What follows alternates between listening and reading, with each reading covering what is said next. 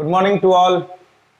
Alternate current के इस lecture में अब हम लोग प्योर इंडक्टिव सर्किट की बात करेंगे। प्रीवियस लेक्चर में हम लोग प्योर रेसिस्टिव सर्किट की बात किए, जिसमें हमने देखा कि अगर कोई ऐसा ऐसी सर्किट है जिसमें सिर्फ और सिर्फ आर जुड़ा हो, रेसिस्टेंस हो, तो वहां आई और भी अल्टरनेट करंट और अल्टरनेट वोल्टेज के फेज में क्या रिलेशन था, वो लीड कर रहे थे कि लैग कर रहे थे कि सेम था, उनका फेजर डायग्राम कैसा ड्रॉ हुआ, उनका वेव डायग्राम कैसे ड्रॉ हुआ, इन सभी चीजों पर हम लोगों ने पिछले लेक्चर में बात किया। अब बारी है प्योर इंडक्टिव सर्किट की और प्योर कैपेसिटिव सर्किट की। लेकिन बिफोर दैट कि हम प्योर इंडक्टिव सर्किट की बात करें या प्योर कैपेसिटिव सर्किट की बात करें, कुछ कॉन्सेप्ट है जिसके बारे में हम लोग को यहां जानकारी होनी चाहिए, और वो है रिएक्टेंस किसे कहते हैं और इंपेडेंस किसे कहते हैं। तो आइए देखते हैं रिएक्टेंस और इंपेडेंस का कॉन्सेप्ट क्या है। अगर हमारे पास कोई एसी सर्किट है, अगर हमारे पास कोई एसी सर्किट है, तो बेटा इस एसी सर्किट में हो सकता है कि केवल आर जुड़ा हो, यह भी हो सकता है कि केवल एल जुड़ा हो, यह भी हो सकता है कि सी जुड़ा हो, यह भी हो सकता है कि तीनों में से कोई दो जुड़ा हो, जैसे एल आर हो या सी आर हो या एल सी हो, या यह भी केस बन सकता है कि तीनों का तीनों एक साथ प्रेजेंट हो, एकदम कुंडली मार के बैठे हुए हैं सर्किट के अंदर, तीनों के तीनों, तो वो सर्किट हमारा एल सी आर कहलाएगा। तो अगर किसी एसी सर्किट में इन तीनों में से कोई भी रहता है, तो ये करते क्या है कि उस सर्किट में जब अल्टरनेट करंट फ्लो करता है तो उसके पाथ में ये डिस्टरबेंस कॉज करते हैं।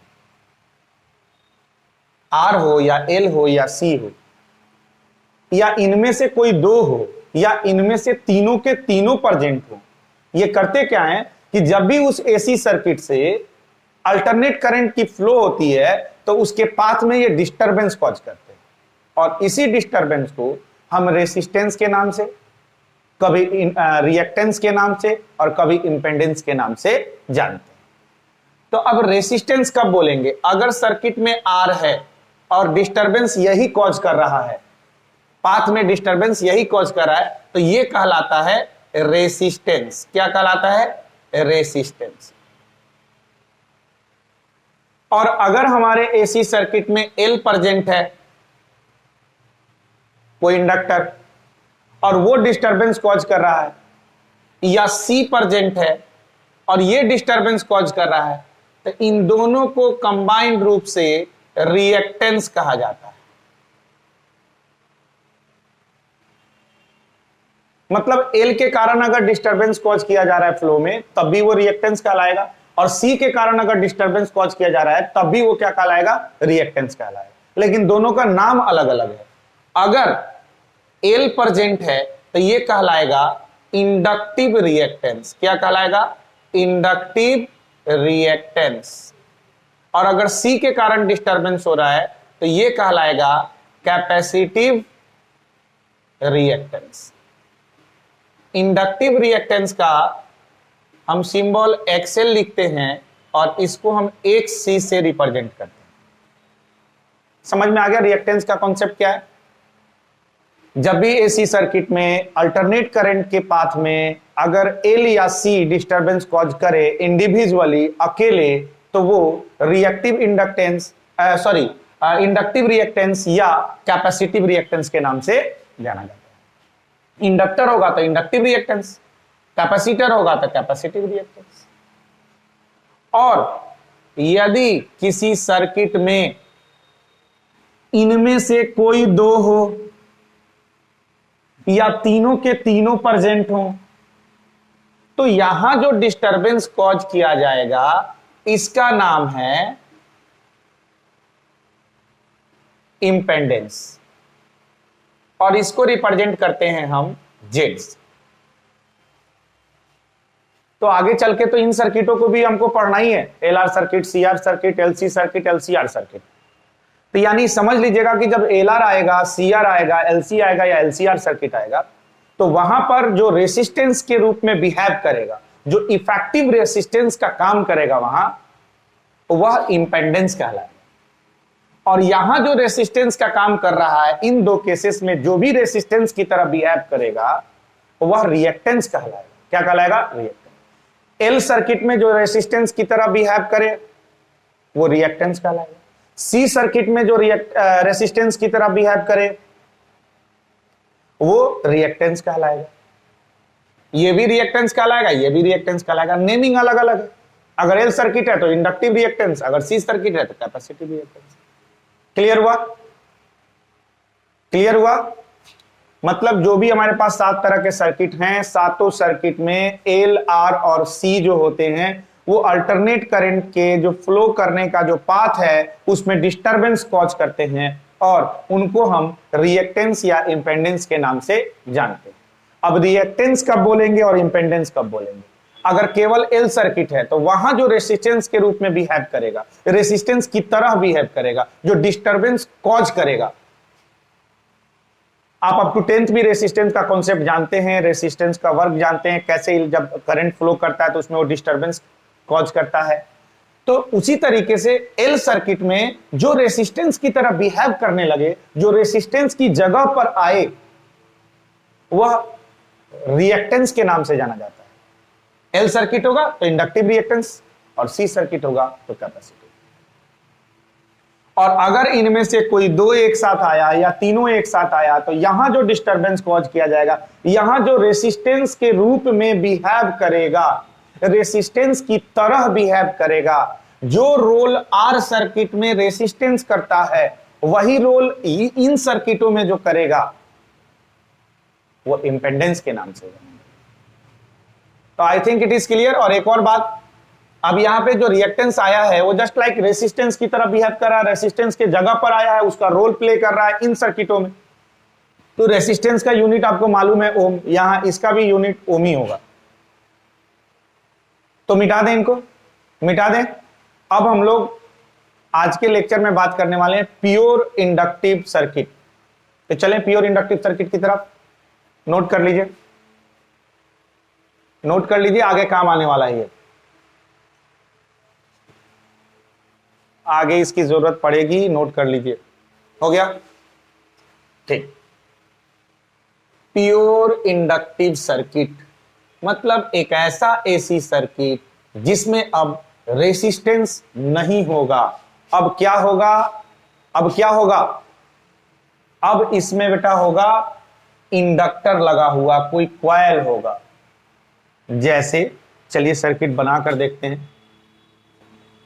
हेडिंग लगेगा pure inductive circuit. Pure inductive circuit जिसको एल सर्किट भी बोलते हैं, एल सर्किट भी बोलते हैं।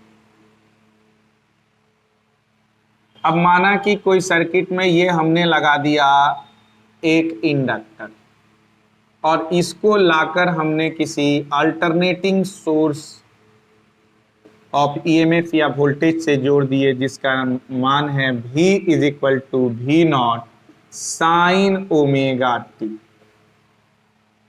ऑलरेडी इन चीजों को हमने एक्सप्लेन किया है पिछले लेक्चर में भी। V naught sine omega T, यहां ओमेगा टी फेज है। ओमेगा टी क्या है? फेज।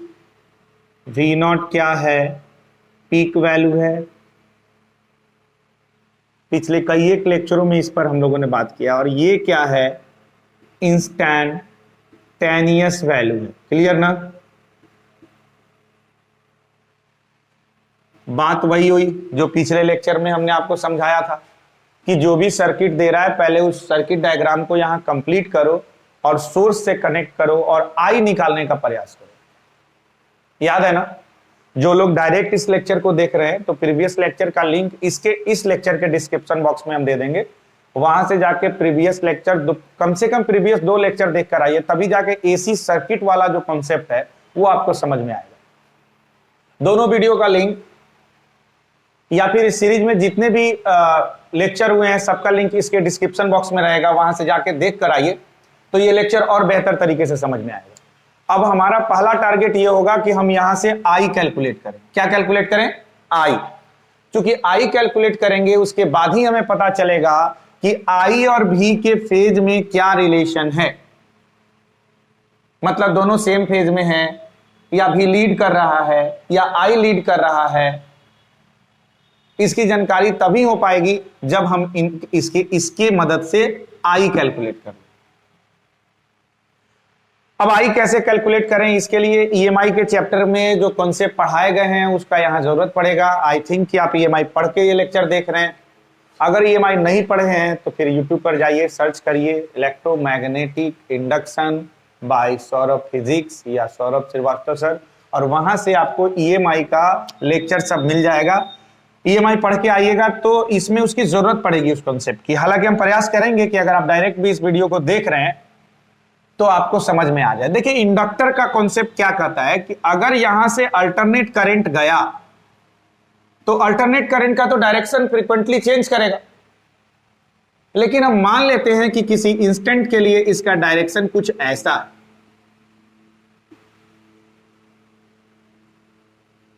तो इस इंडक्टर का प्रॉपर्टी होता है कि इसमें भी ईएमएफ इंड्यूस होगा, और यह ईएमएफ ऐसा इंड्यूस होता है कि जो वो अप्लाइड है, ये जो सप्लाई किया हुआ है, जो गिवन जो ईएमएफ है या पोटेंशियल जो हम दे रहे हैं, इसके अपोजिट डायरेक्शन में वो डेवलप करता है। तो ये कैसे डेवलप करेगा? यह इंडक्टर एक जस्ट लाइक सेल की तरह यहां बिहेव करने लगेगा ऐसा। अब ये इसका बन गया पॉजिटिव, ये बन गया नेगेटिव, ताकि ये इसके अपोजिट डायरेक्शन में डेवलप करे। ये ईएमआई वाले लेक्चर में आपको मिला होगा, लेंज लॉ वगैरह। यानी जैसे ही अल्टरनेट वोल्टेज के सोर्स से हमने कनेक्ट करा और एसी करंट इसमें दौड़ेगा, और इंडक्टर के अंदर में भी एक ईएमएफ इंड्यूस होगा, और उसका डायरेक्शन जो होगा वो ठीक इसके अपोजिट होगा। एक ईएमएफ इसके अंदर इंड्यूस हो गया, एक ईएमएफ इसके अंदर इंड्यूस हो गया, और यह inductor just like a cell behave करने लगेगा। अब यहां पर अगर हम, अच्छा उसके बाद ये भी इंपॉर्टेंट बात है कि ये एल सर्किट है, मतलब केवल और केवल इसमें इंडक्टर है, रेसिस्टेंस नहीं है। तो अगर रेसिस्टेंस नहीं है उस परिस्थिति में कहा जाता है कि जो इंड्यूस्ड ईएमएफ है वो अप्लाइड के बराबर होता है, ये दोनों आपस में इक्वल होते हैं। या फिर आप इसको ऐसे भी किरचॉफ्स लॉ लगाकर भी देख सकते हैं। तो अगर हम किरचॉफ्स लॉ यहां पे अप्लाई करें तो क्या हम कह सकते हैं V minus E is equal to 0। Actual में क्या होता है कि sum of EMF is equal to sum of IR. तो यहां रेसिस्टेंस तो कहीं है नहीं, तो सम ऑफ आईआर कितना हो जाएगा? 0। तो V minus E is equal to 0। अब यहां से जो ये ईएमएफ इंड्यूस होता है इसका मान आपको मालूम होगा L di by dt, L di by dt। ये ईएमआई वाले लेक्चर में आपको मिला होगा, L di बाई dt इसका वैल्यू होता है। तो अगर इसकी वैल्यू को हम यहां पुट करें तो क्या हम लिख सकते हैं V minus L di upon dt is equal to 0। या फिर हम यहां लिख सकते हैं V is equal to L di upon di upon dt। यहां लिख देते हैं V is equal to L di upon dt। या अगर हम यहां di की वैल्यू निकालना चाहते हैं तो क्या लिख सकते हैं V upon L dot dt।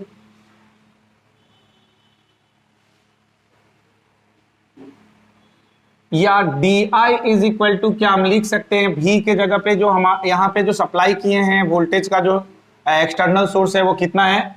V naught sine omega t dot dt upon L। Is it clear? अगर हम होल वैल्यू के लिए कैलकुलेट करना चाहें तो इंटीग्रेटिंग ऑन बोथ साइड, दोनों साइड हम क्या करेंगे? इंटीग्रेट कर लें। तो ये इंटीग्रेट हो जाएगा di और इंटीग्रेट हो जाएगा V not upon L sine omega T dot D t, d I बन जाएगा आई और वी नॉट अपॉन एल बाहर और इंटीग्रेशन हो जाएगा sine omega T dot D T, तो आई इज इक्वल टू हो जाएगा वी नॉट अपॉन एल और ये हो जाएगा minus cos omega T upon omega, ठीक है ना, minus cos omega T upon omega. अब यहां से आई इक्वल्स टू ये हो जाएगा V not upon L omega और यहां हो जाएगा minus cos omega t. Clear? हम चाहें तो इस माइनस को हम बाहर भी निकालें। अब यहां देखने वाली बात यह है कि I equals to V not upon R होना चाहिए। इस एक्सप्रेशन में I equals to V not upon R होना चाहिए, जो अब तक हम पढ़ रखे हैं, तभी तो यह I का फॉर्मेट लेगा। सामान्य तौर पे पहले से जितने भी सर्किट हम पढ़ रखे हैं या जो भी हमारे पास कॉन्सेप्ट है उसमें क्या होता है, I is equal to V not upon something, ये समथिंग के जगह पे आर ही आना चाहिए।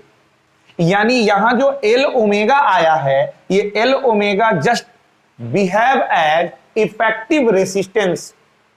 यहां जो एल ओमेगा है यह किसका काम कर रहा है, इफेक्टिव रेसिस्टेंस का काम कर रहा है, इफेक्टिव रेसिस्टेंस का काम कर रहा है। किसका काम कर रहा है, इफेक्टिव रेसिस्टेंस का। और इसी को हम बोलेंगे रिएक्टेंस या इंडक्टिव रिएक्टेंस। दिख रहा है? हाँ ठीक है। इसी को हम क्या बोलेंगे, इसी को हम क्या बोलेंगे, ऊपर लिख देते हैं। इसी को बेटा हम बोलेंगे, इसी को हम बोलेंगे इंडक्टिव रिएक्टेंस, इंडक्टिव रिएक्टेंस। यहां तक का एक्सप्रेशन समझ में आ रहा है? क्या किए तो समझ में आ रहा है? हमारा सर्किट कौन सा है, एल सर्किट। हमने एक सर्किट बनाया, उसमें एल ऐड करा और उसको अल्टरनेटिंग वोल्टेज के सोर्स से कनेक्ट कर दिया। फिर हम सोचे कि सर हमको बतलाए हुए थे पिछले लेक्चर में, हमने बोला कि आपको सेल्फ अपने से क्वेश्चन को करने के लिए मतलब ये करना है कि हम खुद से कर सकें, ऐसे कॉन्सेप्ट को जनरेट करना है। तो आपको बताया गया था कि अगर हम जैसे ही सोर्स से कनेक्ट करेंगे तो इसमें करंट आएगा, तो सबसे पहले हमें करंट का मान निकालना है। करंट की वैल्यू अगर आप निकाल लोगे, फिर उस अल्टरनेटिंग करंट और इस अल्टरनेटिंग वोल्टेज के जो फेज हैं, फेज को कंपेयर करके तुम देख लेना कि फेज लीड कर रहा है कि फेज लैग कर रहा है कि क्या कर रहा है। और इसके लिए हम लोगों ने क्या किया कि आई निकालने का प्रयास किया। आई निकालने के लिए हमने किरचॉफ्स लॉ का इस्तेमाल किया, V minus E is equal to 0। यहां जो है ये ईएमएफ या ईएमएफ इंड्यूस्ड ईएमएफ है, इसका डायरेक्शन अपोजिट है। ये ईएमआई वाले लेक्चर में आपको मालूम होगा और इसकी वैल्यू होती है L d I upon d T. तो इसकी वैल्यू को पुट करें, आगे बढ़े और यहां से हमको तो आई का मान निकालना है, इसलिए आई इज इक्वल टू कैलकुलेट कर लिया। हम इसमें आई अलग क्यों किए इस एक्सप्रेशन से, क्योंकि हम ये काम ही कर रहे हैं आई कैलकुलेट करने के लिए, ताकि आई और भी को हम कंपेयर करके देख सके कि उसका फेज बढ़ रहा है, घट रहा है, सेम रह रहा है, क्या लग रहा है। तो आई का एक्सप्रेशन कैलकुलेट करते करते हमारे पास यहां आया। अब इसको हम थोड़ा सा और आगे बढ़ा सकते हैं। कहां बढ़ाएं, यहां लिख देते हैं, यहां लिख देते हैं। इसके बाद क्या हम इसको ऐसे लिख सकते हैं, I equals to V not upon XL minus cos omega T, लिख सकते हैं। मतलब जो यहां एल ओमेगा आया, यह एल ओमेगा किसका काम कर रहा था, इंडक्टिव रिएक्टेंस का काम कर रहा था, जो भी रेसिस्टेंस की तरह बिहेव करेगा। पहले ही हम इस वीडियो के शुरुआती लेक्चर में हमने बतलाया है कि जब भी एल सर्किट हो और उसमें कोई रेसिस्टेंस की जगह ले या रेसिस्टेंस की तरह बिहेव करे तो वह कहलाएगा इंडक्टिव रिएक्टेंस। तो यहां पर एल ओमेगा किसकी जगह पे आया है, आर की जगह पे, तो यह इफेक्टिव रेसिस्टेंस का काम कर रहा है और इसलिए इसको हम इंडक्टिव रिएक्टेंस बोलेंगे, जिसको हम एक्सएल से रिप्रेजेंट करते हैं। तो एक्सएल से इसको हमने क्या किया, रिप्लेस कर दिया। अब क्या हम इसकी जगह पर, ये तो रेसिस्टेंस का ही काम कर रहा है, तो V अपॉन आर क्या होता है, I, और चूंकि ये पीक वैल्यू है इसलिए हमको किसका मान देगा, पीक वैल्यू का मान देगा। तो क्या हम लिख सकते हैं I इक्वल टू, समझ रहे हैं ना, अरे या V नॉट अपॉन एक्सएल जो है वो V नॉट अपॉन आर का फॉर्मेट है। जो काम रेसिस्टेंस करता आर सर्किट में है वही काम यहां पर रिएक्टिव इंडक्टिव रिएक्टेंस कर रहा है। तो इसलिए हम V नॉट अपॉन एक्सएल वाले टर्म को I नॉट लिख सकते हैं। एक्चुअली यहां I होगा लेकिन V का पीक वैल्यू है इसलिए I का क्या मिलेगा, पीक वैल्यू। और यहां लिखेंगे माइनस कॉस ओमेगा टी। कहानी कंप्लीट हो गई और हमें आई का एक्सप्रेशन मिल गया, लेकिन बड़ा असमंजस की स्थिति है कि हम आई निकाल के भी खुश नहीं है, क्योंकि हम अभी कंपेयर नहीं कर सकते। हमारा भी जो है वो साइन का फंक्शन है और हमने जो आई निकाल रखा वो कॉस का फंक्शन। तो हम इसको अब किस में कन्वर्ट करेंगे? साइन में, ताकि कंपेयर कर सके हम फेज को। तो हमें मालूम है कि साइन 90 माइनस थीटा अगर करें तो वो कॉस थीटा होता है। तो ये थीटा के जगह पे, तो इसको हम लिख सकते हैं I equals to I not minus, और इसको लिख सकते हैं साइन 90 के जगह पर पाई बाई 2 अब माइनस थीटा के जगह पे ओमेगा। बोलना भाई, समझ में आएगा तो बोलना, नहीं आएगा तब भी बोलना। ये क्या कर दिए हम? अरे कॉस को साइन के टर्म में लिखे, cos theta is equal to sine 90 minus theta. Cos theta equals to sine 90 minus theta. 90 के जगह पे हमने पाई बाई 2 लिखा है और थीटा के जगह पे ओमेगा टी लिखा है, क्योंकि ओमेगा टी को ही हमने थीटा माना। और साइन में क्यों कन्वर्ट कर रहे हैं? क्या बेनिफिट है हमको साइन में कन्वर्ट करने से? क्यों बेचैन है हम? पता चलना चाहिए ना। अक्सर ऐसा होता है, जब हम पढ़ते थे तो हमें यह परेशानी होती थी। कोई भी टीचर बड़े आसानी से हर एक कॉन्सेप्ट को तोड़ते जाते हैं। अब उन्हें मालूम होता है कि इंटीग्रेट करना है, हमें कैसे मालूम होगा कि इंटीग्रेट करना है कि नहीं? तो पहले नीड, तुम्हें नीड मालूम होना चाहिए कि हमको जाना कहां तक है। हमने नीड बतलाया था कि एल सर्किट हो, आर सर्किट हो, सी सर्किट हो, तुमको सर्किट बनाकर सोर्स से कनेक्ट कर दो, और सोर्स से जब कनेक्ट करोगे यानी भी से कनेक्ट करोगे और आई निकालो। टारगेट क्या है? आई निकालना। जब ही आई निकलेगा तो आई और भी का फेज कंपेयर करेंगे और फेज डायग्राम ड्रॉ करेंगे। अब आई निकालने के लिए हमने इंडक्टर में जो सेल्फ इंडक्शन का कॉन्सेप्ट था उस कॉन्सेप्ट का इस्तेमाल किया। तो भाई जैसा सिचुएशन आएगा, जैसा केस आएगा, उस केस के हिसाब से हम काम करेंगे। पर्पस है हमको आई निकालना। कहीं हम ओम्स लॉ लगा के आई निकाल रहे हैं, कहीं हम किरचॉफ्स लॉ लगा के आई निकाल रहे हैं, कहीं हम सेल्फ इंडक्शन का प्रोसेस यूज कर रहे हैं। पर्पस है हमको आई कैलकुलेट करना, सिचुएशन जो होगा उसके अकॉर्डिंग हम काम। आई कैलकुलेट करने के लिए हम आगे बढ़े। अब हमें आई का मान चाहिए था और यहां जो मान हमें मिल रहा है वो डी आई मिल रहा है। तो हम डी आई से, मतलब बहुत स्मॉलर वैल्यू है आई की, तो हम इंटीग्रेट करके फिर आगे बढ़े ताकि हमको कंप्लीट वैल्यू मिल सके। फिर यहां हमको मिल गया था कंप्लीट वैल्यू, फिर भी हम अपने स्टेप को आगे कैरी क्यों कर रहे हैं? क्योंकि जैसे ही हम आई निकाले तब हम आई को कंपेयर करेंगे भी से, ताकि फेज कंपेयर कर सके। तो अभी हम आई को भी से कंपेयर नहीं कर सकते, ये साइन का फंक्शन है, ये कॉस का फंक्शन है, तो कॉस से साइन में कन्वर्ट करना है। अब हम जानते हैं sine 90 minus theta is equal to cos theta. तो अगर हम इसको थीटा मान ले तो हम लिख सकते हैं साइन 90 माइनस थीटा, ये फिर से हो जाएगा ना कॉस थीटा। अब यहां से अगर हम माइनस कॉमन ले लेते हैं तो ये माइनस और ये माइनस कट जाएगा, तो ये क्या बच जाएगा? आई नॉट साइन। और बेटा जब माइनस यहां से कॉमन लोगे तो ये प्लस वाला टर्म माइनस में हो जाएगा और माइनस वाला टर्म प्लस में हो जाएगा। बोलो होगा कि नहीं होगा? अरे जब माइनस यहां से कॉमन ले लेंगे तो ये माइनस निकला, इस माइनस को खा जाएगा, minus minus cancel, that's all. और जब माइनस कॉमन यहां से निकालेंगे, या फिर यूं समझो कि इस माइनस से मल्टीप्लाई कर रहे हो, तो ये प्लस वाला माइनस में हो जाएगा और माइनस माइनस से क्या हो जाएगा? प्लस।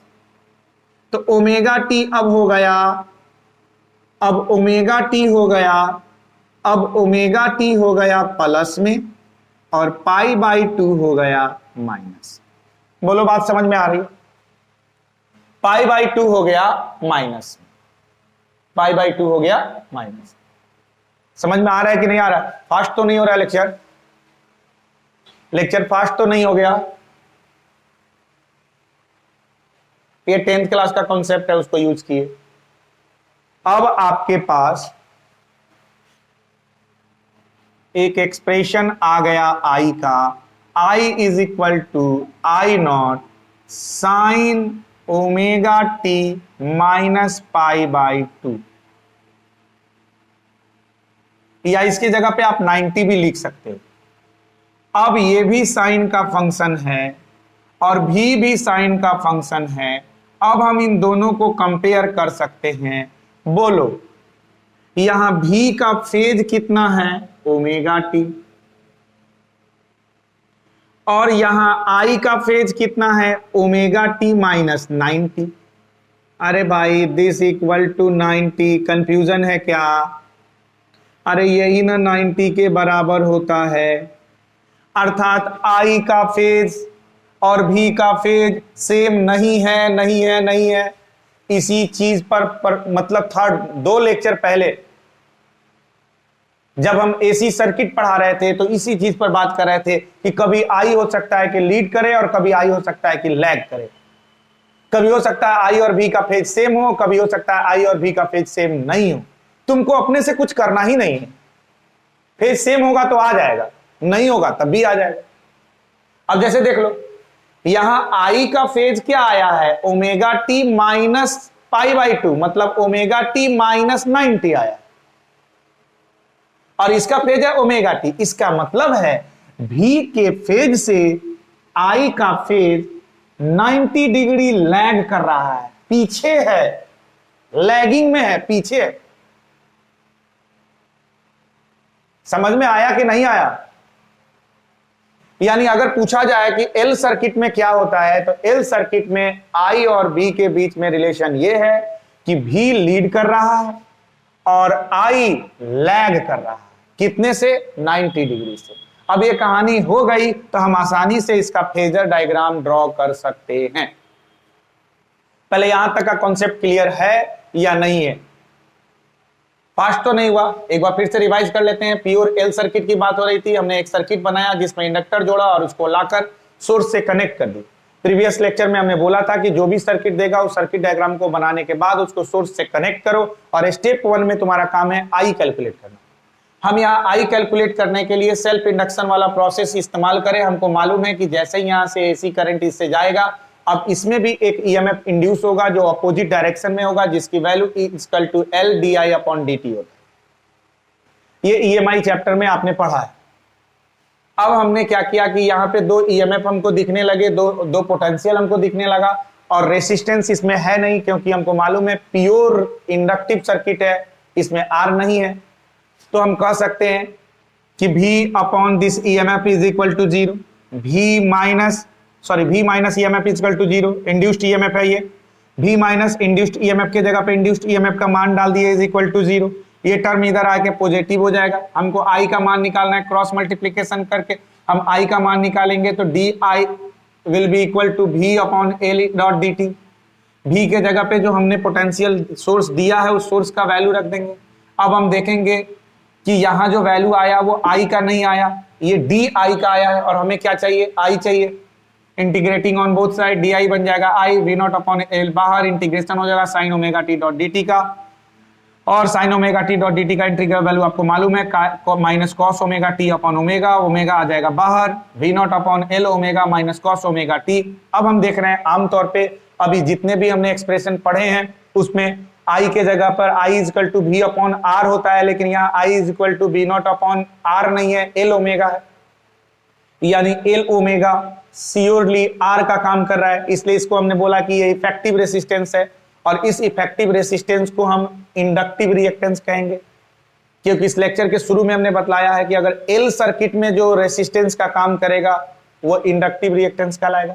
तो हम एल ओमेगा को एक्सएल से रिप्लेस कर दिए, और यहां इसके जगह पे V अपॉन आर का मान क्या होगा, I not minus cos omega T. अब हम देखें कि हमारा काम यहीं पे खत्म हो गया था, हमारा काम यहीं पे खत्म हो गया था। पर्पस था आई निकालो और आई को कंपेयर करो, आई निकल के आ गया यहाँ पे। फिर भी हम आगे बढ़ते रहे, रीजन ये था कि यहाँ आई कॉस का फंक्शन था और यहाँ बी साइन का फंक्शन है, हम कंपेयर नहीं कर पाएंगे, इसीलिए हमने इसको साइन के रूप में कन्वर्ट करा, और कॉस को साइन में बदलने के लिए हम जो फॉर्मूला यूज करते हैं वो किए sine 90 minus theta is equal to cos theta, और थीटा के जगह पे हमने किसको एज्यूम कर लिया, ओमेगा टी। तो साइन 90 माइनस थीटा, जहां भी पाई बाई 2 तुम देख रहे हो, पाई बाई 2 उसको 90 मान लो, जहां भी पाई बाई 2 देख रहे हो वहां तुम 90 एज्यूम कर लो।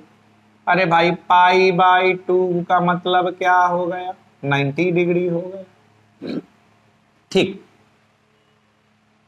और यहां से फाइनल कंक्लूजन ये आया कि भाई भी और आई सेम फेज में नहीं है, आई लैगिंग में है, 90 डिग्री माइनस में है।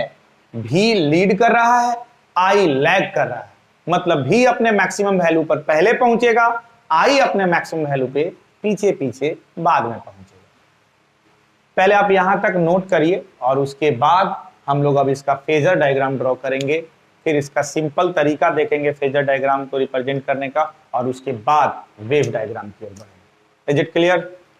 तो नोट करिए, नोट करिए। हो गया, मिटा दें। चलिए, अब हम इसका फेजर डायग्राम ड्रॉ कर सकते हैं, क्योंकि हमें मालूम हो गया है कि एल सर्किट में आई और भी के बीच में फेज का क्या मसला है, कैसे वो एक दूसरे से रिलेटेड हैं। अब हम इनका फेजर डायग्राम ड्रॉ करेंगे। तो आइए, सबसे पहले ये बतलाइए कि एक्सप्रेशन हमारे पास क्या आया। हमने सप्लाई किया था V equals to V naught sine omega t, और हमारे पास I का वैल्यू जो आया है वो आया है I equals to I not sine omega T minus 90। इसी को हम पाई बाई 2 लिखे हुए, या फिर हम चाहें तो इसको ऐसे भी लिख सकते हैं कि I equals to I not sine omega t, तो V equals to V naught sine omega t plus 90। भाई दोनों बात बराबर है। अरे यहां पे I 90 डिग्री पीछे आ गया या यहां भी 90 डिग्री आगे चला गया, इसका अर्थ क्या है? इसका अर्थ यही ना है कि I 90 डिग्री पीछे है। नहीं समझ? अरे हम तुमसे 2 कदम पीछे हैं, हम तुमसे 2 कदम पीछे हैं, या तुम हमसे 2 कदम आगे हो। तो तुम हमसे 2 कदम आगे हुए, इसका अर्थ यही ना है कि हम 2 कदम तुमसे पीछे हैं। बात एक ही है, कहने का तरीका अलग अलग। हम दोनों तरीका से लिख के दिखा रहे। अब अगर हमको फेजर डायग्राम बनाना है तो तुम जरा सोचो सोचो सोचो सोचो, क्या इनका फेजर डायग्राम कुछ इस तरीके से हो सकता है? अगर ये भी हम बता दें कि ये भी नॉट है, तो इसका फेज कितना है जी? Omega t. तो अब तो इससे 90 डिग्री लैग पे आएगा। अरे भाई इससे 90 डिग्री पीछे ही ना आएगा आई, तो इससे 90 डिग्री पीछे आएगा, मतलब ये क्या होगा? आई नॉट होगा। ये फेजर डायग्राम समझ में आ रहा है कि नहीं आ रहा है? कैसे बना? कभी भी फेजर डायग्राम ड्रॉ करने के लिए हम यही काम किए, जैसे भी हमने बना लिया, फिर सोचा कि आई के साथ क्या करना है। आई अगर सेम रहा तो फिर कोइंसाइड करते हुए, ओवरलैप करते हुए निकाल दिया। आई यहां पे क्या कर रहा था कि भी से लैगिंग में था, देखो ना 90 डिग्री पीछे है, 90 डिग्री से पीछे है, ओमेगा टी से 90 डिग्री पीछे है, तो 90 डिग्री हम लैग करा दी। और अगर इसका हम सिंपल डायग्राम बनाना चाहें तो हम इसको ऐसे भी सिंपली दिखा सकते हैं कि अगर यह भी है तो ये क्या होगा? आई 90 डिग्री लैगिंग। ये सिंपल तरीका है, ये सिंपल तरीका है बनाने का। मतलब इस फेजर डायग्राम को आगे चल के जब हमारा सर्किट कॉम्प्लिकेटेड होगा, एक से ज्यादा डिस्टरबेंस क्रिएट करने वाले फैक्टर जैसे एल और आर एक साथ आएगा, एल सी आर एक साथ आएगा, वैसे केस में हम इनको शॉर्टकट तरीके से ऐसे भी रिप्रेजेंट करते हैं, ऐसे भी दिखाते हैं। ये भी डायग्राम यही बता रहा है कि भी से आई जो है वो 90 डिग्री लैगिंग में है, पीछे। अगर हम इस एक्सप्रेशन के हिसाब से बनाना चाहें फेजर डायग्राम तो क्या होगा? कुछ ऐसा हो जाएगा। अब हम आई को दिखा देंगे, तो आई से जो भी है वो 90 डिग्री लीड करेगा, तो अब इससे 90 डिग्री एबव में दिखा देंगे किसको? We not. सिंपल डायग्राम अगर इसका बनाएंगे तो कैसे बनाएंगे, ये हमारे पास हो गया आई नॉट, तो इससे 90 डिग्री लीड करने लगेगा कौन, वी नॉट। भाई दोनों बात एक ही है, छोड़ो, दोनों बात एक ही है, छोड़ो, एक ही तरीके से तुम बनाओ, कोई कंफ्यूजन नहीं, दोनों बात एक ही था। भी का एक्सप्रेशन इतना हमने लिया था, आई का एक्सप्रेशन इतना आया, 90 डिग्री से लैग कर रहा था, पीछे था, हमने फेजर डायग्राम में भी दिखाया, हमको मालूम है वी नॉट को लेंथ से रिप्रेजेंट करते हैं, लेंथ से रिप्रेजेंट किए। आई को हमने देखा ओमेगा टी से 90 डिग्री पीछे, तो ये ओमेगा टी इसका फेज था, इससे 90 डिग्री पीछे खींचकर आई दिखा दी। सिंपल तरीका से हम ऐसे बना। अब इसका हम वेव डायग्राम कैसे बनाएंगे, अब इसका वेव डायग्राम कैसे बनाएंगे, वेव डायग्राम भी इसका जरा देख लो। वेव डायग्राम, एक बात बताओ, अगर हम इस t का मान 0 कर दें, अगर हम इस t का मान क्या कर दें, 0 कर दें, 0, पूरा टर्म 0, मतलब v का मान क्या हो गया, 0 हो गया, v का मान क्या हो गया, 0, यानी t0 पर v क्या है, 0 है, तो v0 का ऐसे ग्राफ 0 से उठाकर ले जाओ, 0 से उठाकर ले जाओ, 0 से उठा के ग्राफ को ले जाइए। और अब हम ये सोचेंगे कि अगर t इक्वल्स टू 0 आई के इक्वेशन में डालते हैं तो उसका मान क्या होता है, क्या वो भी 0 हो जाएगा, सोच के बताओ। तो अगर t 0 हो भी गया, बोलिए, तो यहां तो कुछ बच जाएगा, यहां तो कुछ बच जाएगा ना, कि नहीं बचेगा। अरे ये पूरा टर्म 0 हो गया, फिर भी तो ये बचेगा ना, साइन 90 माइनस साइन 90 और साइन 90, इसका मतलब है कि ये -1 होगा, यानी निगेटिव में ये पीक वैल्यू आएगा। जरा सोचो, जरा सोचो, जरा सोचो, यहां सोच भाई, आई के भी के एक्सप्रेशन में टाइम का मान हमने 0 डाला, पूरा टर्म 0 स्वाहा, भी का मान कितना हो गया, 0, इसका मतलब t0 पर v 0 है, हमने ग्राफ बना लिया v0 से उठाकर, ये ग्राफ है।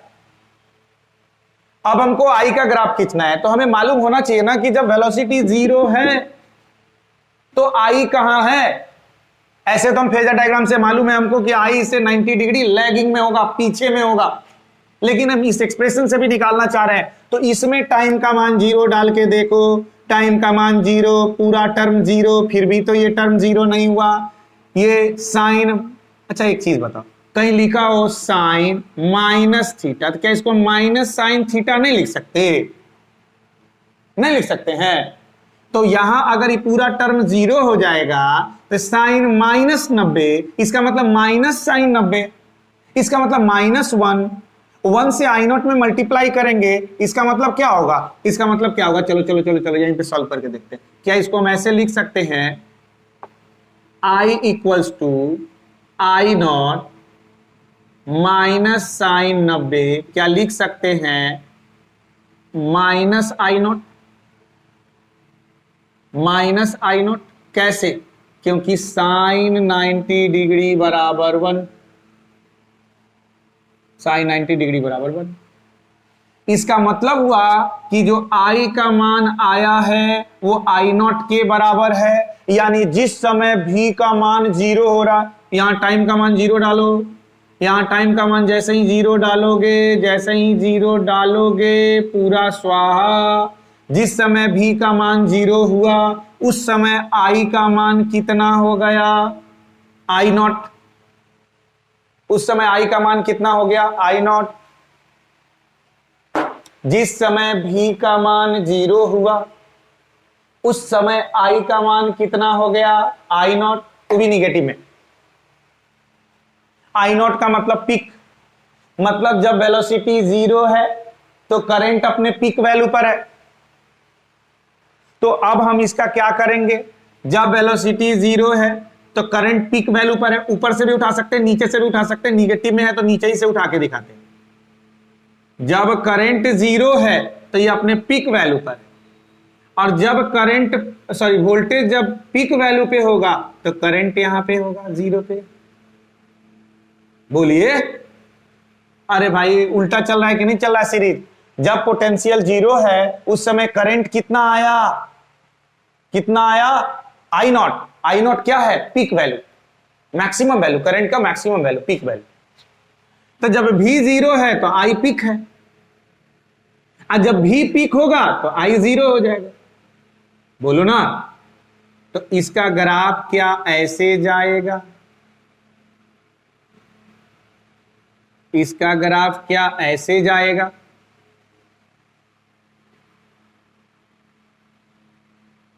इसका ग्राफ क्या ऐसे जाएगा?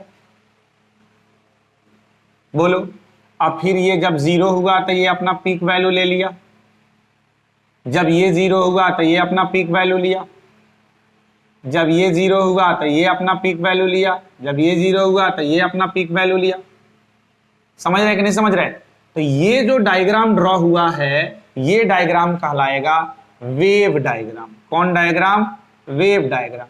आई थिंक कि समझ में आ रहा होगा कि कैसे ड्रॉ हुआ है। सिंपल सी बात है, एक टाइमिंग के लिए हम आई और भी दोनों निकाल कर देखते हैं कि क्या करता है ये। तो हमने टाइम का मान 0 इसमें भी कर दिया, टाइम का मान 0 इसमें भी कर दिया। यहां हमने पोटेंशियल का मान पाया कि 0 हो गया, लेकिन हमने आई का मान पाया कि वो पीक वैल्यू हमको दे दिया।